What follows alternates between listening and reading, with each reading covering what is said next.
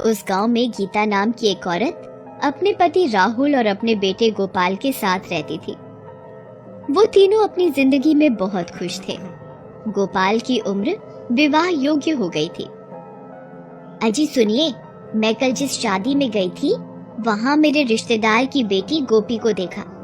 बड़ी सुंदर और सुशील लड़की है, बहुत सुंदर दिखती है और कामकाजी भी है। मैं सोच रही हूँ कि हमारे गोपाल के साथ उसकी शादी करा देते हैं। ये कहकर गीता अपने बेटे की ओर देखती है। क्या तुम गोपी से शादी करोगे? यह सुनकर गोपाल ने भी अपने माँ के फैसले पर सहमति दिखाई। फिर गोपाल और गोपी की बहुत धूमधाम से शादी हो गई। विदाई के वक्त गोपी के पिता ने गीता से कहा, देखो गीता, जब से तुम्हारी भाभी गुजरी है तब से मैंने गोपी को बहुत प्यार से पाला है। इसे कुछ काम करना नहीं आता है।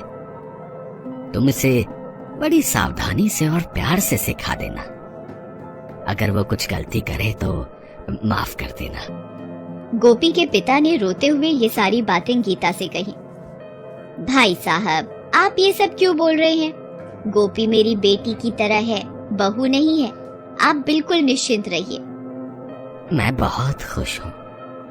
इसके बाद गोपी ने अपने पिताजी का हाथ पकड़कर कहा, पिताजी, मैं जा रही हूँ। ध्यान रखिएगा अपना और सेहत का ख्याल रखिएगा, और जब भी चाहेंगे आप मुझसे मिलने आ जाइएगा। अपना दायित्व आपने पूरा किया है। गोपी के पिता ने उसे चुप कराया और विदा कर दिया। जैसे ही बहू घर में दाखिल हुई, सभी परिवार के लोग बहुत खुश हुए। कुछ दिन ऐसे ही बीत गए। गोपी बहुत अच्छा खाना पकाने लगी। परिवार के सभी लोग उसके खाने की तारीफ करते थे। तुम खाना तो बहुत स्वादिष्ट बनाती हो, पर तुम बहुत कम खाना खाती हो। इतना कम खाना खाओगी तो तुम्हारे पिताजी तुम्हें देखकर क्या बोलेंगे? कुछ नहीं। एक दिन गोपी अपने मनपसंद पकवान चिकन करी बना रही थी। उस वक्त घर वाले कोई भी घर में नहीं थे। उसने अपने खाने को टेबल पर परोसा और सोचने लगी, हे भगवान, बस परिवार वालों के बारे में सोच के कि वो क्या सोचेंगे।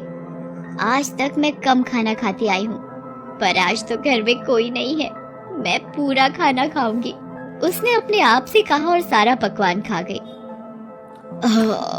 हे भगवान, बहुत दिनों के बाद मैंने इतना खाना खाया है। पर डकार और सांस फूलने की वजह से वो यहाँ वहाँ चलने लगी। इसी बीच परिवार के सभी लोग वहाँ आ गए।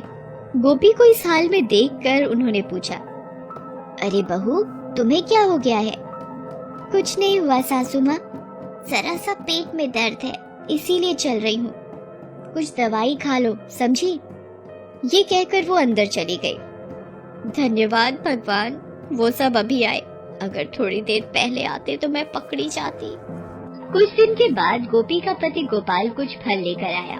ये देखकर गोपी खुद से कहने लगी, अरे मेरे मनपसंद फल लाए हैं, मैं सब खा जाऊंगी। मुझे फल बड़े पसंद है। वाह!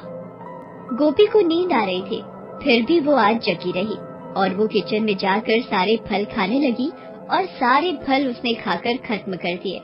उसने एक भी फल नहीं छोड़ा। अगले दिन उसकी सासू माँ ने गोपी से कहा, गोपी, कल गोपाल बहुत सारे फल लाया था, कहाँ है वो सब? फल देखा है क्या तुमने? मुझे नहीं मालूम सासू माँ, मैं भी ढूंढ रही हूँ। मुझे लगा आपने ही छुपा रखे हैं शायद। अरे मैं क्यों छुपाऊंगी, मुझे मालूम नहीं है कि फल कहाँ है। ये कहकर गोपी की सास वहाँ से चली जाती है। उसी दिन गीता ने सबके लिए बिरयानी बनाई और गोपी को बिरयानी की सुगंध आ रही थी। अरे वाह, सासू माँ तो बहुत स्वादिष्ट खाना पकाती है। बिरयानी से भी बहुत अच्छी खुशबू आ रही है। मैं इसे खाने के लिए बेचैन हो रही हूँ। अगर वो सब खाकर सब खत्म कर दे और मेरे लिए नहीं छोड़ा तो मैं क्या करूँ? जब वो ये सोच रही थी कि अचानक से सासू आ गई। गोपी, मैंने सबके लिए बिरयानी बनाई है। पास वाली गली में एक छोटी सी जन्मदिन की पार्टी है, वहाँ से मैं अभी आती हूँ। तुम अपने ससुर जी और गोपाल को खाना परोस देना, समझी? ठीक है सासू माँ, आप आराम से जाइए, मैं सब देख लूंगी। जैसे ही उसकी सासू माँ घर से चली जाती है, गोपी ने एक बड़ी सी थाली निकाली और उसमें जल्दी से बिरयानी परोस कर जल्दी जल्दी खाने लगी। जब गोपी खा रही थी तब देखा कि थोड़ी सी बिरयानी बची हुई है। तब सोचा कि दूसरी बार फिर से खाऊंगी। जब सब सो जाएंगे तब मैं इसे चुपके चुपके खाऊंगी। हाँ, मुझे ऐसा ही करना होगा, नहीं तो मैं पकड़ी जाऊंगी और सब सोचेंगे कि मैं बहुत खाती हूँ। जब ऐसा सोच ही रही होती है, एक कुत्ता बाहर जोर जोर से भौंकने लगता है। कुत्ते को भौंकते हुए सुना तो थोड़ी सी बिरयानी थाली पर छोड़कर वह बाहर निकल गई। कुत्ते को उसने बची हुई बिरयानी दी और जब कुत्ता बिरयानी खा रहा था तब गोपी ने पानी का घड़ा लिया और दरवाजा बंद करके वहाँ से चली गई। अंदर कुत्ते ने सारी बिरयानी खा ली। कुत्ते को बाहर निकलने का कोई रास्ता नहीं मिला तो घर के अंदर ही उसने सारा सामान बर्तन इधर उधर कर दिए और कुछ बर्तन तो टूट भी गए। दूसरी तरफ गोपी घर के बाहर एक तरफ छिपकर खड़ी थी और अपनी सास के आने का इंतजार कर रही थी।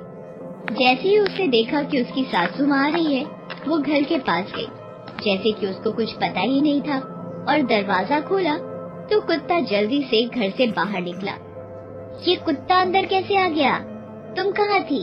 हे भगवान, इस कुत्ते ने अंदर क्या क्या किया होगा। गीता गोपी के साथ अंदर जाती है और देखती है कि बर्तन इधर उधर बिखरे हुए और बिरयानी का बर्तन खाली देखा तो वह चिंतित हो पड़ी और कहने लगी, हे भगवान, मैंने बिरयानी बड़ी मुश्किल से बनाई थी, कुत्ते ने सब खराब कर दिया। तुम कहाँ गई थी बहू, जवाब दो। अरे सासू माँ, घर में पानी नहीं था, मैं पानी लाने गई थी, मुझे मालूम नहीं था कि ये हो जाएगा। जब वापस आई तो देखा कि कुत्ते ने सारी बिरयानी खराब कर दी थी। वो ये कहकर रोने धोने का नाटक करने लगी। कोई बात नहीं, चलो छोड़ो, अगली बार जब तुम बाहर जाओ तो दरवाजे पर ताला लगा कर जाना, समझी? गोपी ने इस बात के लिए अपनी सासू माँ से माफी मांगी।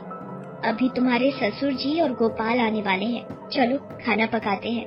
उस दिन रात को जब सब लोग सो गए तो गोपी उठी और किचन में जाकर बाकी बची हुई बिरयानी खाने लगी। अचानक उसे हिचकी आने लगी। गोपी ने पानी पीने के लिए जैसे ही ग्लास उठाया, ग्लास जमीन पर गिर गई। उस आवाज को सुनकर गोपी की सासू माँ जाग गई और रसोई में पहुंची। तब गोपी के हाथ में बिरयानी देखकर आश्चर्यचकित हो गई। गोपी सोचने लगी, अब क्या करूं? पकड़ी गई और वो चिंतित हो गई। हे भगवान, अब मैं क्या करूं? सासू माँ सामने खड़ी है और मैंने यहाँ पर बिरयानी खा ली है। भगवान, कुछ करो। गोपी, मुझे कुछ समझ नहीं आ रहा है कि ये क्या हो रहा है। मुझे सब सच सच बताओ, सब खाने का सामान कैसे गायब हो रहा है, बताओ। तब गोपी ने जो हुआ सब बताया। ये सुनकर गीता ने कहा कि तुमने फिर पहले ऐसा क्यों कहा कि तुम कुछ खाती ही नहीं हो? सासू माँ, मुझे आप सबके सामने खाने में शर्म आती थी। पता नहीं आप लोग मेरे बारे में क्या सोचोगे। बेटी, इतना खाने का शौक है तुझे, मुझे मालूम नहीं था। भगवान हमें बचाए, मुझे भी खाने का बड़ा शौक है। नहीं सासू माँ, आप तो चतुर हैं। उस दिन आपने खुद खाना बनाया और खुद ही खा गई और छिप छिप कर खाया सारा खाना, मैंने सब देखा था। हे भगवान, तुमने सब देख लिया? किसी से कहना नहीं, मैं भी तुम्हारे बारे में किसी को कुछ भी नहीं बताऊंगी, ठीक है? ये बात हम अपने बीच में ही रखेंगे ताकि किसी को भी कुछ पता न चले। इस बीच दोनों के पति वहाँ पर पहुँच गए। गीता और गोपी दोनों को देखकर चौंक गए। ये देखकर गीता के पति और गोपाल ने कहा,